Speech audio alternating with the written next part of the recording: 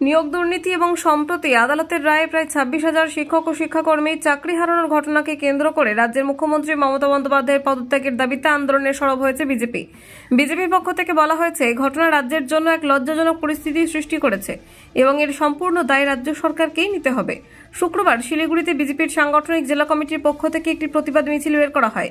মিছিলটি ভেনাস মোড় থেকে শুরু হয়ে এয়ারভিউ মোড়ে গিয়ে শেষ হয়। মিছিলে উপস্থিত ছিলেন বিজেপি নেতা রথিন বোস, শিলিগুড়ি পৌর নিগমের বিরোধী দলনেতা অমিত জৈন, শিলিগুড়ি যুব মোর্চার সভাপতি অরিজিৎ দাস, শিলিগুড়ির বিধায়ক শঙ্কর ঘোষ এবং শিলিগুড়ি সাংগঠনিক জেলার অন্যান্য বিজেপি কর্মীরা। বিজেপির দাবি, রাজ্যের মুখ্যমন্ত্রী নিজেকে সততার প্রতীক দাবি করতেন, কিন্তু আজ প্রমাণিত হয়েছে যে তিনি দুর্নীতির প্রতীক। বিজেপি নেতারা বলেন, মুখ্যমন্ত্রীর উচিত এই ঘটনার দায় স্বীকার করে অবিলম্বে পদত্যাগ করা।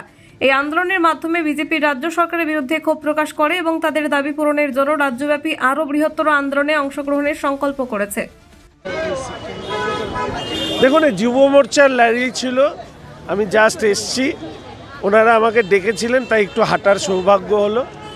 আর যেটা সারা রাজ্য জুড়ে যে ঘটনা ঘটেছে, স্বাধীনতার পরে এই ধরনের ঘটনা কখনো ঘটেনি।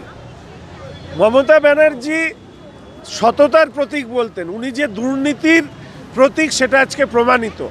আমরা সবাই জানি যে মানুষ তার পরিচয় তার সঙ্গীদের দিয়ে বোঝা যায়। তো মমতা ব্যানার্জির যারা মন্ত্রী তারা তো অনেকেই জেলে গিয়েছেন, তাহলে মমতা ব্যানার্জি কেন জেলে যাবেন না?